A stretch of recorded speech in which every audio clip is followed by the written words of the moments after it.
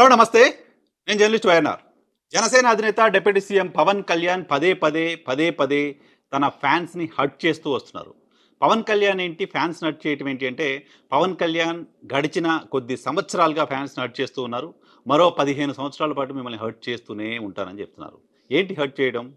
పవన్ కళ్యాణ్ రాజకీయాల్లోకి వచ్చిన రోజు చెప్పిన మాట, కొత్త రాజకీయాలు తీసుకురాబోతున్నాను. జీరో మనీ పాలిటిక్స్ చేయబోతున్నాను. రాజకీయాల్లో కొత్త తరాన్ని తీసుకురాబోతున్నాను. వచ్చే 25 సంవత్సరాల లక్ష్యంతో, 25 సంవత్సరాల ప్రణాళికతో రాజకీయాల్లోకొచ్చాను. 25 సంవత్సరాల పాటు అధికారం లేకపోయినా రాజకీయాల్లో ఉండి ప్రశ్నిస్తాను అంటూ చెప్తూ వచ్చారాయన. సో మొదటి ప్రసంగంలో ప్రారంభమైంది ఎలా? మొదటి ప్రసంగంలో కనపడిన మహానుభావులు ప్రస్తుతం కనపడట్లేదు. చేగు వీరాలు, పూలేలు వీళ్ళెవరూ కూడా ప్రస్తుతం పవన్ కళ్యాణ్‌తో పాటు కనిపించట్లేదు. ఈ 10 ఏళ్లలో జరిగిన ట్రాన్స్‌ఫర్మేషన్ ఏంటంటే, పవన్ కళ్యాణ్ చేగువీర నుంచి సనాతనవాదిగా మారిపోయారు. సరే అవన్నీ పక్కన పెడదాం. వాటి గురించి చాలా సందర్భాల్లో చాలా మంది మాట్లాడుతూ ఉన్నారు. నేను ఈరోజు చెప్పదలుచుకుంది ఏంటి అంటే, పవన్ కళ్యాణ్ ఫ్యాన్స్‌ని ఎలా హర్ట్ చేస్తున్నారు అని. పవన్ కళ్యాణ్ రాజకీయాల్లోకి వచ్చిన రోజు అనేక మంది పవన్ కళ్యాణ్ ఫ్యాన్స్ కావచ్చు, సినిమాలతో సంబంధం లేని రాజకీయాలు బాగుండాలని కోరుకునే వాళ్ళు కావచ్చు, పవన్ లాంటి వాళ్ళు ముఖ్యమంత్రి అయితే బాగుండు అని అనుకున్నారు. పవన్ నిజాయితీని ఎవరు శంకించదలుచుకోలేదు. పవన్ నిజాయితీపరుడు. పవన్ లాంటి వాళ్ళు ముఖ్యమంత్రి అవుతే ప్రజలకి మంచి జరుగుతుంది, మేలు జరుగుతుంది, చిత్తశుద్ధితో నిర్ణయాలు తీసుకుంటారు అని చాలామంది భావించారు. కానీ పవన్ కళ్యాణ్ పదే పదే నేను ముఖ్యమంత్రి పదవికి అర్హుడిని కాదు వినండి, నమ్మండి అని చెప్తూ వస్తున్నాడు. మీరు నమ్మకపోతే ఎలా, నాకు ఆ అర్హత లేదు అని ఆయన పదే ఉద్ఘాటిస్తూ వస్తున్నారు. వెరీ అన్ఫార్చునేట్ ఇది. Pawan Kalyan fans point of వ్యూలో వాళ్ళని తీవ్రంగా హర్ట్ చేసే అంశం ఇది. నిజానికి గడిచిన ఎన్నికల కంటే ముందు పవన్ కళ్యాణ్ వెనక ఉన్న సామాజిక వర్గం కావచ్చు, పవన్ కళ్యాణ్ అభిమానిస్తున్న ఫ్యాన్స్ కావచ్చు, ఆయన ముఖ్యమంత్రి కావాలని కోరుకున్నారు. తెలుగుదేశం పార్టీతో పొత్తు పెట్టుకుంటే ముఖ్యమంత్రి పదవిని కనీసం 2.5 ఏళ్ల పాటు పవన్ కళ్యాణ్‌కి ఇవ్వాలని కండిషన్ పెడితేనే ముఖ్యమంత్రి పదవి పొత్తు పెట్టుకోండి అంటూ సూచన కూడా చేస్తూ వచ్చారు. లేదు కనీసం 75 స్థానాలు తీసుకోండి అంటూ పవన్ కళ్యాణ్ కోరుతూ వచ్చారు. వాళ్ళందరినీ హర్ట్ చేస్తూ ఆయన 21 స్థానాలే తీసుకున్నారు. 21 స్థానాలు మాత్రమే తీసుకోవడం మాత్రమే కాదు, ముఖ్యమంత్రి పదవికి సంబంధించి ఒక ఏడాది కూడా తనకు ముఖ్యమంత్రి పదవి ఇవ్వండి అని అడిగే ప్రయత్నం కూడా చేయలేదు. పైగా ఇప్పుడు రాష్ట్రం నాశనం అయిపోయింది, చంద్రబాబు నాయుడు గారి నాయకత్వంలో ఉంటే మాత్రమే రాష్ట్రం బాగుపడుతుంది అంటూ చెప్తూ వచ్చారు. ఓకే, రాష్ట్రం పాడైపోయింది, బాగు చేయడానికి చంద్రబాబు నాయుడు గారికి ఒక 5 ఏళ్ళు పడుతుంది, ఆ తర్వాత పవన్ కళ్యాణ్ సీఎం అవుతాడేమో, పవన్ కళ్యాణ్ లీడ్ చేస్తారేమో రాష్ట్రాన్ని భావించిన వాళ్లకు ఆయన వచ్చే 15 ఏళ్ల పాటు చంద్రబాబే ముఖ్యమంత్రి, వచ్చే 15 ఏళ్ల పాటు చంద్రబాబుతో కలిసి ఉంటాం, వచ్చే 15 ఏళ్ల పాటు మనం చంద్రబాబుతో పాటే వెళ్ళాలి, చంద్రబాబు నాయకత్వంలో పనిచేయాలని చెప్తూ వస్తున్నారు ఆయన. ఇక్కడ పవన్ కళ్యాణ్ చెప్తున్న లాజిక్ ఎవరికి అర్థం కావట్లేదు. పవన్ కళ్యాణ్ క్లారిటీ చేయాల్సిన అంశాలు కొన్ని ఉన్నాయి. చంద్రబాబు నాయుడు మాత్రమే సరిదిద్దగలడు ఈ రాష్ట్రాన్ని అని చెప్తున్నారు. ఏంటి చంద్రబాబు నాయుడు ఏడాది కాలంలో సరిదిద్దింది రాష్ట్రాన్ని? ఏంటి చంద్రబాబు నాయుడు విభజిత ఆంధ్రప్రదేశ్ రాష్ట్రాన్ని 5 ఏళ్లలో అభివృద్ధి పదంలో నడిపింది? అప్పుల రేటు పెరగకుండా ఎప్పుడుంది? 14 నుంచి 19 వరకు. మీరే చంద్రబాబు నాయకత్వంలోనే రాష్ట్రం అభివృద్ధి చెందుతుందని 2014లో ఆయన కోసం తిరిగి సీటు కూడా తీసుకోకుండా ఆయన కోసం క్యాంపెయిన్ చేసి 3.5 ఏళ్ళు 4 ఏళ్ళు గడిచిన తర్వాత చంద్రబాబు ఒక ఫెయిల్యూర్ పొలిటీషియన్, చంద్రబాబు రాష్ట్రాన్ని అవినీతిమయం చేశారు, అబ్బా కొడుకులు ఇద్దరు దోచుకుంటున్నారని మీరే మాట్లాడారు. మీరే మాట్లాడి ఆ 5 ఏళ్లలో ఆయన రాష్ట్రాన్ని నాశనం చేశాడని చెప్పి ఆయన్ని ఓడించండి అంటూ ఊరూరు తిరిగి 2024లో మళ్ళీ పొత్తు పెట్టుకొని చంద్రబాబు నాయకత్వంలో మీరు ఎలక్షన్కి వెళ్ళారు, గెలిచారు. ఓకే, ఇప్పుడు మళ్ళీ చంద్రబాబు మాత్రమే సరిదిద్దగలడు, వచ్చే 15 ఏళ్ళు ఆయనే ఉండాలని ఎలా చెప్తారు? ఎందుకు కన్విన్స్ అవ్వాలి? ఎలా కన్విన్స్ అవ్వాలి మీ ఫ్యాన్స్, మీరు ముఖ్యమంత్రి కావాలని కోరుకుంటున్న వాళ్ళు? లేదు, ఏం చూపించగలరా? ఆంధ్రప్రదేశ్ రాష్ట్రాన్ని 10 లక్షల కోట్లు 15 లక్షల కోట్లు అప్పు చేసిన రాష్ట్రంగా మార్చేసింది వైసీపీ సర్కార్ అని చెప్పారు. గతంలో ఊరు తిరిగేదే చెప్పారు. అధికారంలోకి వచ్చి ఏడాది అవుతోంది. ఆ 15 లక్షల అప్పులు లెక్కలెక్కడని చెప్పగలిగామా? కనీసం 10 లక్షల కోట్ల అప్పులు లెక్కలెక్కడని చెప్పగలిగామా? మీకు రాష్ట్ర ప్రభుత్వంలో కంటే కేంద్ర ప్రభుత్వంలో ఎక్కువ ఇన్ఫ్లుయెన్స్ ఉంది, ఎన్డీఏ పార్ట్నర్ మీరు. కేంద్ర ఆర్థిక శాఖ మంత్రిని అడిగి ఆంధ్రప్రదేశ్ అప్పులు ఎన్నో తెలుసుకుని ఒకసారి చెప్పండి ఆంధ్రప్రదేశ్ ప్రజలకి. రాష్ట్ర శాసనసభలో రాష్ట్ర ఆర్థిక శాఖ మంత్రి ఆంధ్రప్రదేశ్ అప్పుల గురించి చెప్పిన మాట ఏంటో ఒకసారి చెప్పండి, గుర్తు చేయండి.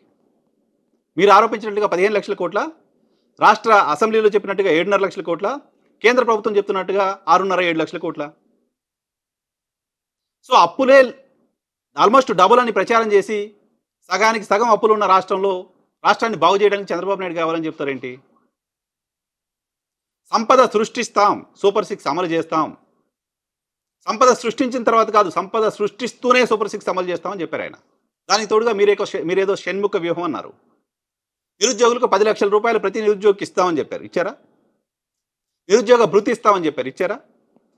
మహిళలకు ఫ్రీ బస్ అన్నారు. ఇచ్చారా? ఏడాది కాలంగా రైతు భరోసా లేదు. ఇచ్చారా?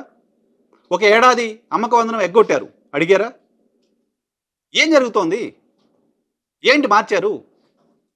ఏంటి డెవలప్ చేశారు? జగన్మోహన్ రెడ్డి అధికారం నుంచి దిగిపోయిన తర్వాత ఈ 12 నెలల కాలంలో చంద్రబాబు నాయకత్వంలో కూటమి సర్కారు సృష్టించిన సంపద ఎంత రాష్ట్ర ప్రజలకు పవన్ కళ్యాణ్ గారు చెప్పి ఇదిగో చూడండి చంద్రబాబు నాయుడు ముఖ్యమంత్రిని చేయడం వల్ల ఇంత సంపద సృష్టి జరిగింది అని చెప్పండి. ఇదిగో చంద్రబాబును ముఖ్యమంత్రిని చేయడం వల్ల ఇంత అప్పులు తీర్చాము ఈ ఏడాది కాలంలో అని చెప్పండి. ఇదిగో చంద్రబాబు నాయుడు నాయకత్వం ఉండడం వల్ల ఇన్ని పెట్టుబడులు వచ్చాయి మన రాష్ట్రానికి అని చెప్పండి. నిన్నటికి నిన్న రాష్ట్ర ప్రభుత్వం ఆర్థిక శాఖ, పరిశ్రమల శాఖ సమాచార హక్కు చట్టం ద్వారా ఇచ్చిన సమాచారాన్ని తీసుకుని చూస్తే దాంట్లో ఆంధ్రప్రదేశ్ రాష్ట్రంలో గడిచిన 12 నెలల కాలంలో 11 నెలలు వేసుకోండి మే వరకు ఒక్కటంటే ఒక్క కొత్త ఉద్యోగం కూడా మీరు తీసుకొచ్చిన కంపెనీల ద్వారా రాలా. ఒక్క రూపాయి అంటే ఒక్క రూపాయి కూడా ఆంధ్రప్రదేశ్ రాష్ట్రంలో గ్రౌండ్ అవ్వలా. పెట్టుబడులకు సంబంధించి 3 లక్షల రూపాయలు పెట్టుబడులు పెడుతున్నామంటూ ఎంఓయూలు మాత్రమే కుదుర్చుకున్నారు. ఎంఓయూలు మాత్రమే 3 లక్షల కోట్లు ఉన్నాయి.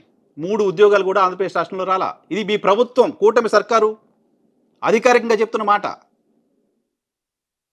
15 ఏళ్ళు చంద్రబాబు నాయుడే ఉండాలి, ఆయనే మోస్తామని చెప్తున్న పవన్ కళ్యాణ్ గారు ఏడాది కాలంలో ఆయన చేసింది ఏంటో చెప్పి మీ ఫ్యాన్స్ని కన్విన్స్ చేయండి. ఫస్ట్ మీ ఫ్యాన్స్ని కన్విన్స్ చేసి ఇంత బాగా చేశాడు చంద్రబాబు నాయుడు కాబట్టి మళ్ళీ మనం ఆయన్ని కంటిన్యూ చేయాలి, ఆయన నాయకత్వంలో పనిచేయాలని చెప్పండి. పుట్టిగా జగన్మోహన్ రెడ్డి ఒకటి అన్నాడు, రప్ప అన్నారు కాబట్టి మనం దానికి ఏదో కౌంటర్ చేద్దామని సినిమా డైలాగులు కొట్టిపోతే ఎలా? మీరు బాధ్యతగా ఉన్నారు కదా. ఇప్పుడు జగన్మోహన్ రెడ్డి వస్తాడా రాడా మీ చేతిలోనే ఉంది. మీ పరిపాలన సరిగ్గా ఉంటే జగన్మోహన్ రెడ్డి రాడు. మీ పరిపాలన ఇలా వంకర టెంకరగా ఉంటే జగన్మోహన్ రెడ్డి వస్తాడు. వైసీపీ చేస్తున్న ఓ పనికిమాలిన స్టేట్మెంట్ పైన మీరు కౌంటర్ ఇవ్వడం సరైందే. ఏంటి ఆ పనికిమాలిన స్టేట్మెంటు? మేము వస్తే మీ సంగతి చూస్తామని. వైసీపీ ఆ స్టేట్మెంట్ని ఎలా ఓన్ చేసుకుంటుంది? మేము వస్తే మీ సంగతి చూస్తామంటే వైసీపీకి భయపడాలా? ఆల్రెడీ 4 ఏళ్ళు ఇంకా పవర్లో ఉంటాడు, పవర్లో ఉన్నాడు. ఏం చేయాలి? మీరు వస్తే ఏదో చేస్తామంటే భయపడాలి. ఆల్రెడీ పవర్లో ఉన్నాడు, ఏం చేయడా? మీరు వస్తే కదా చేసేది. ఆల్రెడీ ఉన్నాడు, చేయకుండా ఎందుకుంటాడు? చేస్తున్నారు కదా వాళ్ళు. సో వైసీపీ అటువంటి స్టేట్మెంట్స్ ఇవ్వడం ద్వారా ఇంకా కూటమి సర్కారుని రెచ్చగొట్టి తమ కార్యకర్తలను ఇబ్బందులు పెట్టుకుంటుందేమో. దానికి కాదు సమాధానం చెప్పాల్సింది పవన్ కళ్యాణ్ గారు. అప్పులేని, సంపద ఎంత, సృష్టించింది ఎంత, ఇచ్చిన హామీలు ఏం అమలు చేశాం? ఆంధ్రప్రదేశ్లో అఘాయిత్యాలు జరుగుతున్నాయి అనేక మంది మహిళలపైన. ఏ ఒక్క మహిళని పరామర్శించాలనే ఆలోచన కూడా మీకు రాలేదు. 30,000 మంది మహిళలు మిస్ అయ్యారన్నారు. ఒక్క రివ్యూ ఇప్పటివరకు మీరు చేయలేదు. వీటన్నిటిని వదిలేసి కేవలం జగన్మోహన్ రెడ్డిని తిట్టి జగన్మోహన్ రెడ్డి పైన ఒక ఆరోపణ చేసి చంద్రబాబు నాయుడు దేవుడు, సూర్యుడు, వీరుడు అని చెప్తే ఏంటి ఉపయోగం? అట్టుగారు మీ ఫ్యాన్స్ ఏంటి పవన్ కళ్యాణ్ తక్కువ అని అనుకోరు? అనేక రాష్ట్రాల్లో కొత్తగా మొదటిసారి ముఖ్యమంత్రి పదవిని తీసుకుని అద్భుతంగా పరిపాలన చేసిన వాళ్ళు చాలామంది ఉన్నారు. కేజ్రీవాల్ అంతకుముందు మంత్రి కూడా కాదు, ఎమ్మెల్యే కూడా కాదు. ఎమ్మెల్యే అయిపోయిన తర్వాత డైరెక్ట్గా ముఖ్యమంత్రి అయిపోయారు, అద్భుతమైన పరిపాలన అందించారు. ఎన్టీ రామారావు అంతకుముందు ఎమ్మెల్యే కూడా కాదు, డైరెక్ట్గా ఎమ్మెల్యే అయిపోయారు, ముఖ్యమంత్రి అయిపోయారు. ఆయన పరిపాలన గురించి ఇప్పటికీ మనం గుర్తు చేసుకుంటూ ఉంటాం. చాలా రాష్ట్రాల్లో ఎమ్మెల్యేగా కూడా పనిచేయకుండా, మంత్రిగా కూడా పనిచేయకుండా ముఖ్యమంత్రులు అయిన వాళ్ళు ఉన్నారు. కేరళలో అచ్యుతానందన్ ఉన్నారు. ఆయన ఒకసారి కూడా మంత్రిగా పనిచేసిన అనుభవం లేదు, నేరుగా ముఖ్యమంత్రి అయ్యారు. అద్భుతమైన పాలన అందించారు అక్కడ కమ్యూనిస్ట్ పార్టీల నుంచి. సో చాలా ఎగ్జాంపుల్ ఉన్నాయి. చేయాలనే తపన కదా, ప్రతిదీ తట్టబట్టుకొని మట్టెత్తే కార్యక్రమం కాదు కదా. చేయాలనే కమిట్మెంటు, ఆలోచన, పేద ప్రజలకు మంచి జరగాలనే తపన, ఇవి 3 ఉంటే సరిపోతుంది కదా. అవి 3 ఉన్నప్పుడు మొత్తం యంత్రాంగం నడుస్తుంది. పాలసీ డిజైన్ చేయడమే కదా మీరు చేస్తుంది. ఇంకెప్పుడు నేర్చుకుంటారు? 11 సంవత్సరాలు అయింది మీరు అది రాజకీయాల్లోకి వచ్చి. ఏడాది కాలం అవుతుంది ఉప ముఖ్యమంత్రి అయ్యి. ప్రజలకు ఎలా పరిపాలించాలో చంద్రబాబు కంటే ఇంకా మీరు వెనకబడే ఉంటే, ఇలా కాదు ఇలా చేస్తారనే కాన్ఫిడెన్స్ మీకు రాకపోతే, మీరు ముఖ్యమంత్రి అయ్యి రాష్ట్రాన్ని ఏదో బాగు చేస్తారని మీ వెనక నడుస్తున్న వాళ్ళు ఏమనుకోవాలి? ఎలా వాళ్ళు మిమ్మల్ని నమ్మి మీతో పాటు నడవాలి? అప్పుడు చంద్రబాబు నాయుడుతో నడవచ్చు కదా, మీరెందుకు? ఫర్ వాట్ రీజన్ వాళ్ళంతా మీకోసం మీతో ఉన్నారు ఇన్ని రోజులు. డెకేడ్కి పైగా మీకు అధికారం వస్తుందో లేదో తెలియకపోయినా, మీరు అసలు రాజకీయాల్లో ఎటువంటి డెసిషన్ తీసుకున్నా మీతో పాటు ఉన్నది వాళ్ళు మీరు ముఖ్యమంత్రి కావాలని, మిమ్మల్ని ముఖ్యమంత్రిగా చూడాలని. మీరేమో ఆయన ముఖ్యమంత్రిని చూద్దాం అనుకుంటున్నారు. నాకు ఆయనపై వ్యతిరేకతతో చెప్పట్లా. ఆయన సాధించిన ప్రగతి ఏంటో మాకు చెప్పి మాకు కనువిప్పు చేయండి. మాకంటే మిమ్మల్ని అభిమానించే ఫ్యాన్స్‌కి, మీరు ముఖ్యమంత్రి కావాలని కోరుకునే మీ ఫ్యాన్స్‌కి కన్విన్స్ చేసి, ఇదిగో నాకంటే ఈయన ఇలా బెటరు. ఏడాది కాలంలో చేసిన అద్భుతాలేంటో చూడండి అని ఒకరోజు పవర్ పాయింట్ ప్రెజెంటేషన్ ఏంటో పెట్టి చూపించి, అప్పుడు మీ ఫ్యాన్స్‌ని కన్విన్స్ చేయండి ఫస్టు. రాష్ట్ర ప్రజల్ని కన్విన్స్ చేయొచ్చు తర్వాత. వైసీపీకి వార్నింగ్‌లు తర్వాత ఇయ్యొచ్చు. కానీ మీకంటే చంద్రబాబు ఎందుకు బెటరో, మీరెందుకు సరైన పాలన లేరో, మీరు సరైన పాలన అందించగలరని మీ ఫ్యాన్స్ నమ్ముతున్నారు. మీరు నమ్మట్లా. వాళ్ళకి నమ్మకం ఉంది. మీకు నమ్మకం లేదు.